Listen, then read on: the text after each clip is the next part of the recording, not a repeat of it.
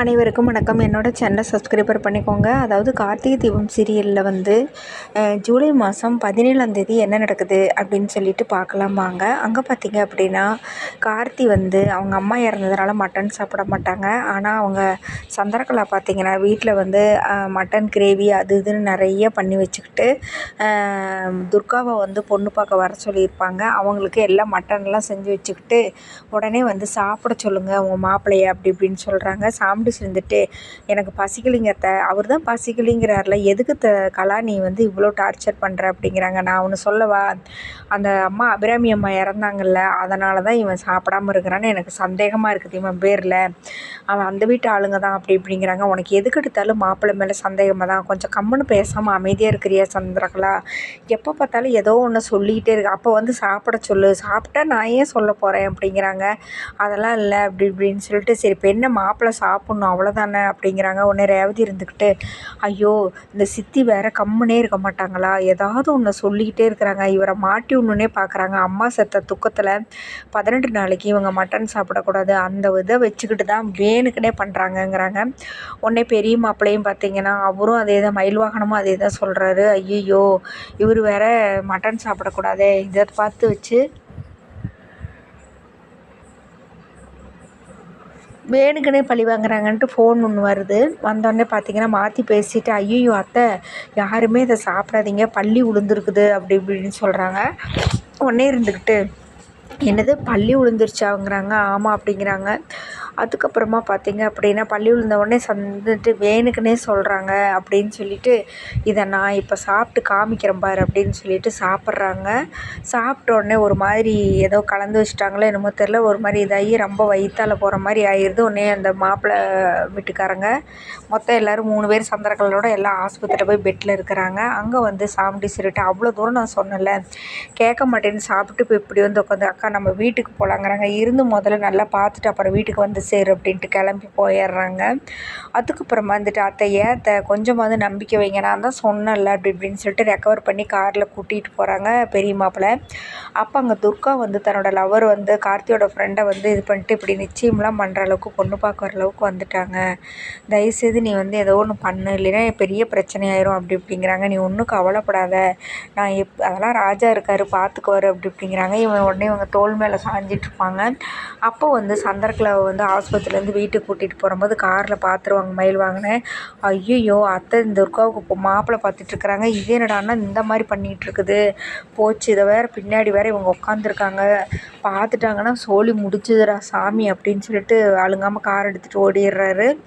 அதுக்கப்புறமா அடுத்த சீனில் என்ன நடக்குது அப்படின்னு சொல்லிட்டு பார்த்தீங்க அப்படின்னா கார்த்தியோட அதாவது தீபாவோட அண்ணி அவங்க வந்து தோட்ட வேலையெல்லாம் செய்கிறாங்க. பாவம் தீபாவும் இறந்துடுறாங்க, அவங்க அப்பாவும் இறந்துடுறாங்க. கார்த்தி அவ்வளோ தூரம் கல்யாணம் பண்ணி மாப்பிள்ளையே இருந்தாலுமே கடைசியில் இப்படி ஆயிடுது. உடனே அவங்க வந்து அந்த சிவராண்டியோட சித்தப்பா என்ன பண்ணுறான், அவன் ஒரு பொம்பளை பொறுக்கி எப்போ பார்த்தாலும் ஏதோ ஒரு பொம்பளைங்களை இது பண்ணுவான். அவன் தான் பார்த்திங்கன்னா அந்த சாமுண்டீஸ்வரி இப்போ தப்பாக நினச்சிட்ருக்கிறாங்கல்ல அவங்களோட அம்மாவை வந்து அவன் தான் விஷ வச்சு கொன்னவன். ஆனால் பழி வந்து அவங்க மேலே போயிடுச்சு, அவங்க விஷ வச்சதுனால தான் செத்துருப்பாங்க. ஆனால் வந்து இவங்க பேசுனாங்க நகை திருடன்னு சொன்னதுனால அவங்க செத்துட்டாங்கன்னு இவங்களாம் நினச்சிட்ருப்பாங்க.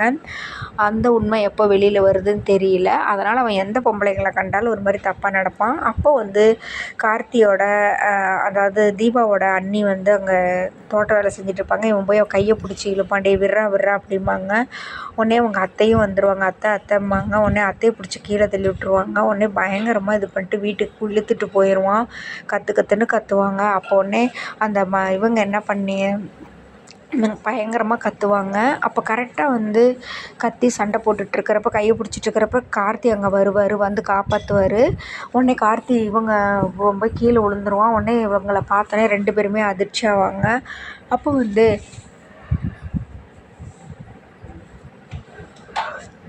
கார்த்தி சொல்லுவார், உங்களை நான் இங்கே எதிர்பார்க்கல அப்படிம்பாங்க. இல்லை தம்பி ஏன் இப்படி என்கிட்ட ஒரு வார்த்தை கூட சொல்லாமல் இங்கே நீங்கள் தான் வந்து இது இப்போ இங்கே தான் இருக்கீங்களா, ரேவதி உங்களை தான் சொல்லிட்டு இருந்தாள் அப்படிங்கும்போது ஆமாம் தம்பி நீங்கள் வீட்டுக்கு வாங்க எல்லாம் விவரமாக சொல்லணும், இவன் மேலே போலீஸில் கம்ப்ளைண்ட் கொடுக்கணும் வாங்க போகலாம் அப்படின்னு சொல்லிட்டு காரில் அவனை கையை கட்டி நேராக போலீஸ் ஸ்டேஷனில் கொண்டு போய் கம்ப்ளைண்ட் கொடுத்து உள்ளே இது பண்ணிட்டாங்க. ஏன்டா என்னையவே போலீஸில் அடிச்சிட்டேடா, உன்னை என்ன பண்ணுறேன்னு பாடுறா அப்படி இப்படிங்கிறாங்க. இங்கே நான் போலீஸ் உட்காந்துருக்கேன், ஏன் முன்னாடி இந்த மாதிரி மறதியை பேசுறியா, முட்டிக்கு முட்டி தட்டி போடுவோண்டா, பேசாமல் உட்காந்துரு அப்படிங்கிறாங்க. அதுக்கப்புறமா தம்பி நீங்கள் வீட்டுக்கு வாங்க, அத்தை அங்கே இருக்கிறாங்க, உங்களை பார்த்தா ரொம்ப சந்தோஷப்படுவாங்க அப்படிங்கிறாங்க.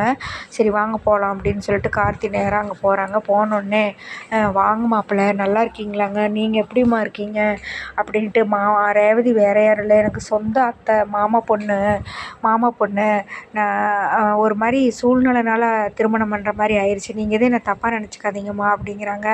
ஐயோ மாப்பிள்ளை அப்படிலாம் கிடையாது, உங்களுக்கு ஒரு கல்யாணம் ஆகணும், நீங்கள் சந்தோஷமாக இருக்கணும் அப்படின்னு தான் மாப்பிள்ளை நான் இத்தனை நாளாக நினச்சிட்டு இருந்தேன், நான் கோயிலாக வேண்டிகிட்டு இருந்தேன். அப்படிங்கும்போது இவ்வளோ தூரம் நீங்கள் அங்கே வந்திருக்கிறீங்க, கும்பாபிஷேகத்துக்கு வந்திருக்கிறீங்கன்னு எல்லா விஷயத்தையும் சொல்கிறாங்க. ரேவதி உங்களுக்கு எப்படி பழக்கணுன்னே எல்லா விஷயத்தையும் சொன்னோன்னே, ஏன் என்கிட்ட நீங்கள் வந்திருக்கலாம்ல, பேசியிருக்கலாம்ல. இல்லை மாப்பிள்ளை நாங்கள் இந்த மாதிரி பிரச்சனை உங்களை பார்த்துட்டாங்க, பார்த்தோன்னே நாங்கள் இங்கேருந்து ஊரை விட்டு கிளம்பலான்னு பார்த்தோம், ஆனால் ரேவதி தான் எங்களை விடமாட்டேன்னு இங்கே வச்சுருக்காங்க, நாங்கள் அந்த இதெல்லாம் பழசெல்லாம் எதுவும் தெரிஞ்சுக்க வேண்டான்ட்டு தான் நான் விட்டுட்டேன் அப்படி இப்படின்னு சொல்கிறாங்க. சரின்னு ஒன்று ரேவதி பார்த்திங்கன்னா இவங்களை தேடி வர்றாங்க. வண்டியில் வந்தோடனே வீட்டுக்குள்ளே வராங்க. வந்தோடனே பேசிகிட்ருக்குறாங்க. என்னாச்சு அப்படின்னோடனே அவனை கொண்டு போய் போலீஸில் அடைச்சிட்டோம் அப்படின்னு சொல்கிறாங்க. அதுக்கப்புறமா உடனே சொல்கிறாங்க, ஆமாம் ரேவதி உனக்கும் உன் கணவருக்கும் நாங்கள் ரொம்ப கடமைப்பட்டிருக்கிறோம், நீ மட்டும் எனக்கு நான் உங்கள்கிட்ட ஃபோன் பண்ணி சொல்லலை அப்படின்னா சக்க சமயத்தில் வந்து உங்கள் வீட்டுக்காரரு எங்கள் மருமகளை காப்பாற்றிருக்க மாட்டார். அதாவது ரேவதி வந்து பார்த்திங்கன்னா ரேவதிக்கு வந்து அந்த அம்மா ஃபோன் பண்ணிடுறாங்க, தீபாவோட அண்ணியை வந்து கடத்தி அவள் வந்து இழுத்துட்டு போகிறப்ப. அதனால் ஃபோன் பண்ணதுனால தான் கார்த்தி அங்கே வந்து அவங்கள காப்பாற்றுறதுக்காக வந்திருக்காரு. உடனே இந்த கதையெல்லாம் தெரிஞ்சு உடனே இப்படி ஆனோடனே அடுத்த நிமிஷமே பார்த்தீங்க அப்படின்னா உடனே எல்லாருமே பேசி முடிச்சது பண்ணிட்டு ரேவதி சொல்கிறாங்க, சரி கவலைப்படாதீங்க, இனிமேல் எல்லாமே எங்கள் வீட்டுக்கார் பார்த்துக்குவாரு, ராஜா பார்த்துக்குவாரு, கவலைப்படாதீங்க, எந்த ஹெல்ப்பாக இருந்தாலும் எங்களை கேளுங்க இனிமேல் அப்படின்னோடனே, நீங்கள் எப்படியாவது எங்கள் வீட்டில் சாப்பிட்டு தாங்க போகணும், 2 பேர்த்துக்கும் முதல்ல 2 பேரும் வந்திருக்கீங்க, சாப்பிட்டு தான் போகணுங்கன்னா ரேவதி இருந்துட்டு உனக்கு ஒன்றும் பிரச்சனை இல்லைங்கிறாங்க. இல்லை ரேவதி சாப்பிட்டு போகலாம் அப்படிங்கிறாங்க. அதான் மாப்பிள்ளையே சொல்லிட்டார்ல அப்புறம் என்ன அப்படிங்கிறாங்க. உடனே ரேவதி ஷாக் ஆகுறாங்க, என்னது மாப்பிள்ளைன்னு சொல்கிறாங்களேன்னு சொல்லிட்டு. அதோட பார்த்திங்கன்னா எபிசோடு முடியுது. அடுத்த நாளைக்கு என்ன நடக்க போகுதுன்னு வெயிட் பண்ணி பார்ப்போம். நன்றி, வணக்கம். மறக்காமல் என்னோடய சேனலை சப்ஸ்கிரைப் பண்ணிக்கோங்க.